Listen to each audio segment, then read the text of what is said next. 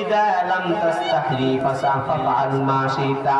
ও পৃথিবীর উম্মতেরা রে, ও পৃথিবীর নর-নারীরা রে, যে ব্যক্তির কোনো লজ্জা নাই, শরম নাই রে, তার যখনই যা ইচ্ছা সে তাই করতে পারে। 3 নাম্বার, মহিলাকে জাহান্নামের উপর ঝুলিয়ে রাখার কারণ কি? যখন রাসূলকে প্রশ্ন করে ফাতেমা রাদিয়াল্লাহু তাআলা আনহা, প্রশ্ন করার পর নবী আমার জানিয়ে দিল, ওই মহিলা পর পুরুষের সাথে অবৈধ সম্পর্ক রাখতো, পর পুরুষের সাথে গোপনে গোপনে মোবাইলে কথা বলতো। স্বামী যখন বিদেশ চলে যায়, পর পুরুষকে ফোন করে তার বাড়িতে নিয়ে আসতো, জোর চাহিদা পূরণ করতো, যার কারণে তাকে জাহান্নামের মধ্যে শাস্তি দেওয়া হলো।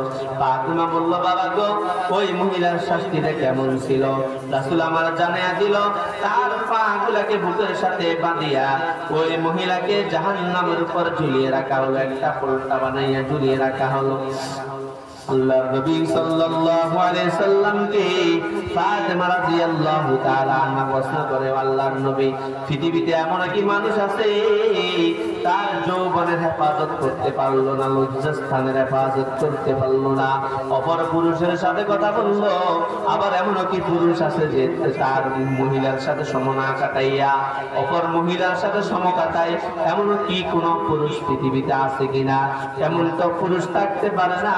আল্লাহর নবী সাল্লাল্লাহু আলাইহি সাল্লাম জানিয়ে দিল, আল হায়াউ শুবাতুম মিনাল ঈমান, লজ্জা হলো ঈমানের বিশেষ একটা অঙ্গ।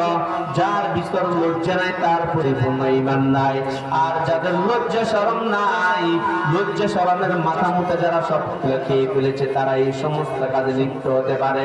তাদেরকে পরকালে কেমন শাস্তি দেওয়া হবে জানেননি গো মা? ও আমার কলিজার যুবক ভাইরা, আমার বাবারা, কেমন শাস্তি দেওয়া হবে?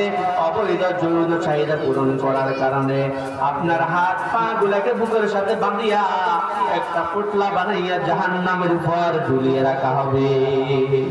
এমন কঠিন শাস্তি সহ্য করার মতো পৃথিবীর কোন মানুষের নাই। এই জন্য আমার মাকে বলবো, মা, আমার পানের বোন গুলাকে বলবো, কলিজার বোনেরা গো, আমার বাবাদেরকে বলবো, আমার কলিজার বাবারা, যুবক ভাইদেরকে বলবো, আমার পানের যুবক ভাইরা রে, এই সমস্ত জিনা বিচার থেকে আমাদেরকে বেঁচে থাকতে হবে। পৃথিবীর মাঝে এমন এমন কুলাঙ্গার আছে, এমন এমন বেহায়া আছে, যেগুলা জিনাবি বিচার করতে করতে করতে করতে তাদের লজ্জাগুলো একেবারে চলে গেল। হুজুরের কাছে বিভিন্ন মহিলারা বিভিন্ন সময় মাসালার জন্য এবং তেল পড়া পানি পড়ার জন্য, ঝাড়ফুঁকের জন্য আসে। ওই মুফতি সাহেব ক্লাসের মধ্যে বললাম, ও আমার ছাত্র ভাইয়েরা, মনোযোগ দিয়ে শুনে নাও, জিনাবি বিচার পৃথিবীতে কেমন বেড়েছে জানো? গত কিছুদিন পূর্বে একজন মহিলা আমার কাছে আসে বলল, ও হুজুর, এমন একটা রোগের তদবির দিয়ে দেন, এমন একটা রোগের তদবির দিয়ে দেন যেটা আপনার কাছে বলতে লজ্জা হয়। হুজুর বলল, না। বলল, কি করে বুঝবো? মহিলা বলল, আমি যখন রাত্রিবেলা ঘুমাইয়া যাই, স্বামী আমার বাজার থেকে আসার পর তার নিজের মেয়ের সাথে, আমার নিজের মেয়ের সাথে অপকর্মে লিপ্ত হয়ে যায়। স্বামীকে একদিন চাইলাম, 2 দিন চাইলাম, 3 দিন চাইলাম, ফিরাইতে পারলাম না। নিজের মেয়ের সাথে এমন এমন খারাপ কাজ করে, যেন স্বামী আমার এই খারাপ কাজ থেকে বেঁচে থাকতে পারে। একটু তুলফিরি দিয়ে দেন, একটু দাওয়াই দিয়ে দেন।